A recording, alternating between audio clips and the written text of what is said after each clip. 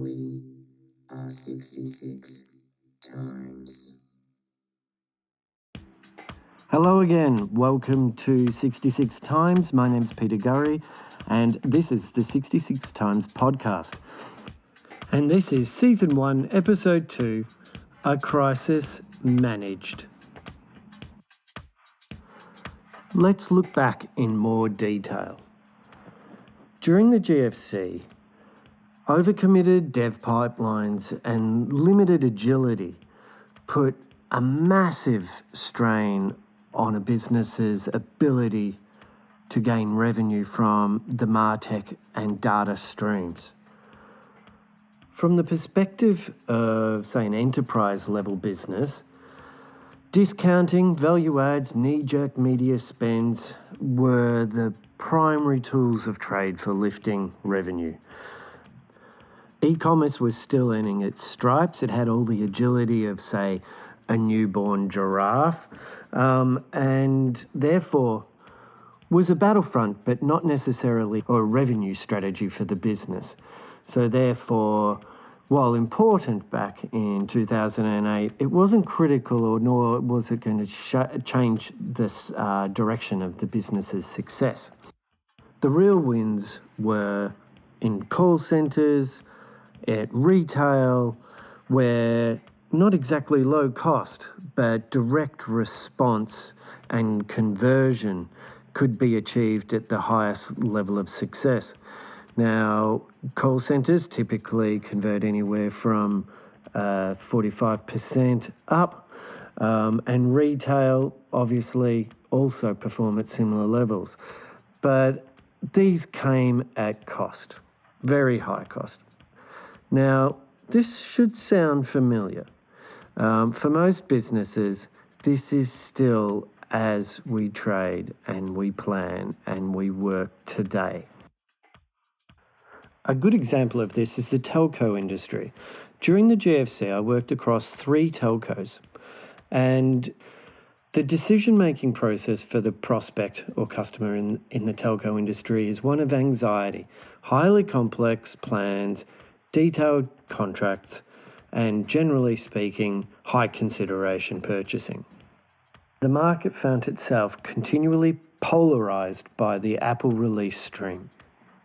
However, one of our clients found themselves in what I would perfectly classify as a market dynamic crisis.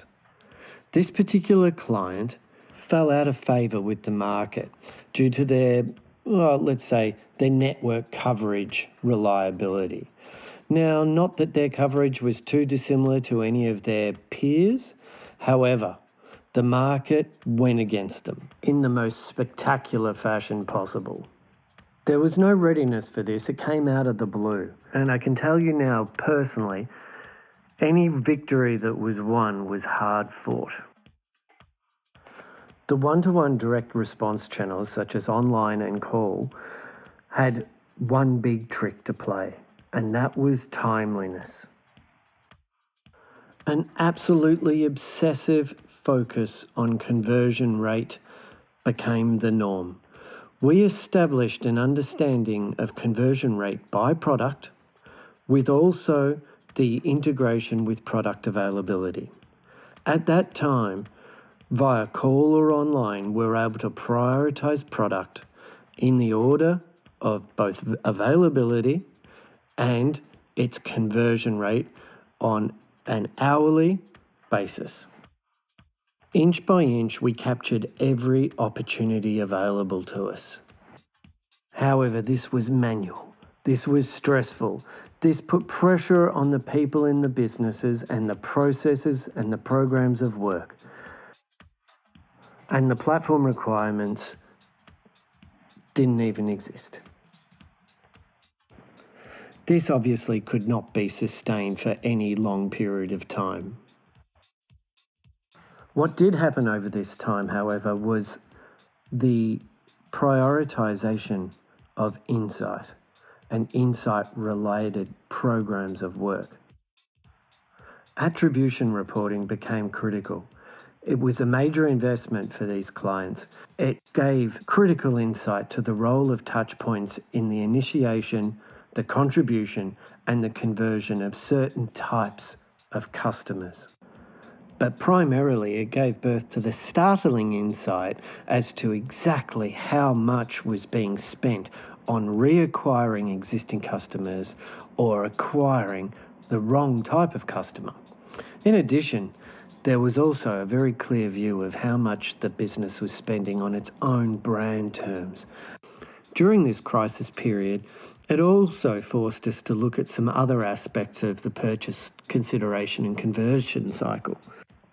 As trust in market was so low, we had to fight harder on everyday, already anxious decision making. Now, the purchase of a mobile phone and mobile plan broadband is always, as noted before, complex. However, with questions in market as to the service quality, every single abandoned purchase was abandoned for reasons of anxiety. We knew we had to address these anxieties at a customer-on-customer level, not at a consumer level. Consumer was too broad. To understand generalisms was not going to get us across the line here. We had to build an understanding of each customer's barrier, then respond on it, then understand how the business can evolve around the insight at an aggregate level, not the other way around. As the processes, programs and platforms did not exist for this to be done efficiently and automatically, we had to build our own. This involved, but by all means was not limited to, the integration into call and e-commerce systems, the capture and recognition of points or attribution of points such as call and agent. We also had to capture the individual's barriers to conversion. Online, that was provided by the customer themselves via call and within the call system. We also had to understand and capture product details and the path to abandonment. It was simply a case of innovation being born out of absolute necessity. People-wise, the customer, or the prospect I should say, received a highly personalised email targeted towards their exact concerns and promoting the product in a timely and meaningful fashion. From the business side, the 4 Ps were different. The value was in revenue alone. The cost was high and difficult to maintain. When automations weren't in place, we relied on the manual labour of others, and with that came risk. Risks that damaged the brand if they were gotten wrong. To describe this style of marketing, this style of remarketing, the level of detail that we brought back to the customer, we used the term sales as a service. And we damn well knew that that service could go very wrong with these level of risks. It is on that sobering point we come to an end of Season 1, Episode 2, A Crisis Managed. As noted, we used our smarts to manage the crisis. However, it came at cost. A cost of burnt out people and a cost of high risk. All right, well now it's time to move on. Time to move on to Episode 3. So if we are all about operational efficiencies and are all about responsiveness and nimbleness and the new view of what is revenue generation and defensive activity, well, let's explore that in Episode 3 of our series, The Hungry Beast and How We Can Tame It.